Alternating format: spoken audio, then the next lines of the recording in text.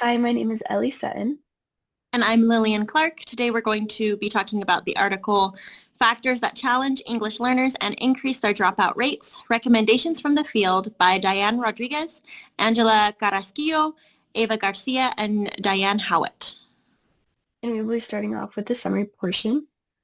So as Lee just told about the article, this article focuses a lot about the factors of why ELL groups drop out of high school and why these rates are increasing.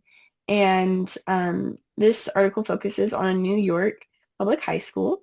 And it honestly can be broken down into three different main reasons that they do have these dropout rates. Of course, there's a bunch of other um, various reasons, but kind of the three main ones were the socioeconomic, instructional, and academic barriers that can happen with these students.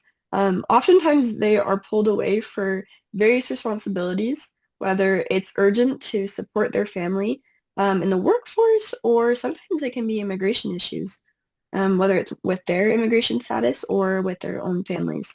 And so that's something that's quite hard and stressful for these students. And while there's no one cure, the author suggests that there needs to be a change in the whole school mentality. So it's not just going to be, oh, one teacher who is trying so hard to keep all their students in and making sure everyone's floating above water. It needs to be a whole school change. And they are coming together to fight what this author called the silent epidemic.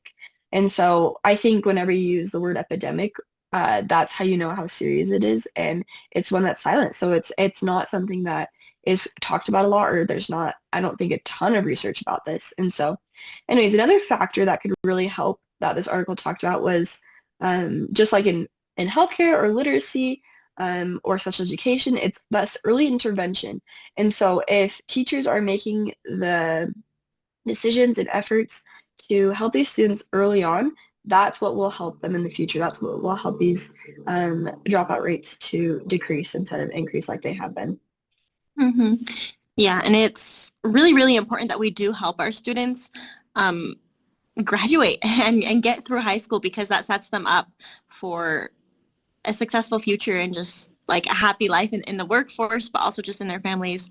And I talked about how a lot of these students who drop out, a large percentage of them end up getting kind of lower paying jobs that keep them kind of in that cycle of being in poverty and having low economic status.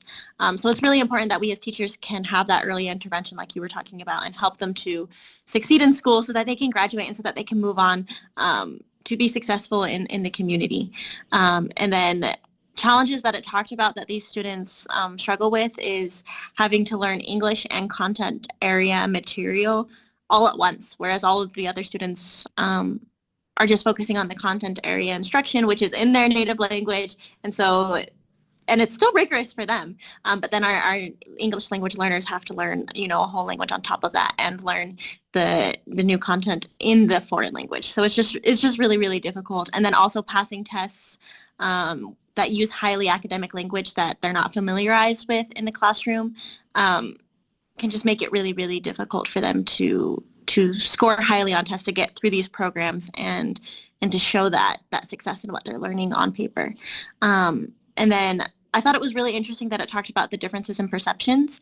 Lots of teachers said that they thought that a lot of the struggle came from being tardy and absent in class. And then when the students talked about it in their perspective, they had a different idea, and they were like, no, that's not that big of a deal. What's causing all these problems is all of the barriers in our education that's stopping succeeding. So just the differences in perception I thought was really, really interesting and something that we should look further into and, how different groups of people view the problem. Yeah. So now we will talk about the praxis portion. And one of the things that I want to do is to focus on what I can do as a teacher and kind of like at least one student, because I think as we look at the whole overall huge study and research and concept of just all these different students dropping out, it can become really overwhelming, and you might think, oh, what can I do? But I think of that starfish or the starfish story where it's just keep throwing them back into the ocean one at a time, and that's all you can do. And so I want to just try, well, I do want to try to help as many as possible. I think that it's really important to also just kind of look at the one, as Jesus Christ says. And this article talked about like the need for schools to move away from the one size fits all mentality, and just work on customization for the student. So each student should really be getting education tailored to their needs. And that's a goal of mine, is just to really be able to tailor all my lessons and individual projects so that each student's needs are being hit and met, no matter what I'm teaching. Yeah, I think that's really important. And kind of going along with what you want to do, I want to make sure that in my classroom and as a teacher, I have like a can-do attitude and kind of a proactive mindset. Um, a lot of the teachers focus like the problems and the things that need improvement on either student tardiness, like I was talking about before, or the lack of funding that's coming from administrators and the district. So they were kind of focusing the blame outward. And then the article said that one of the big problems from other studies and from the research is actually instruction, that teachers aren't instructing in ways that are beneficial to our English language learners. And so, yeah, I just want to make sure that I have that perspective of being able to look inward and see where I can improve and what I can do instead of focusing all of the blame outward and kind of avoiding that responsibility.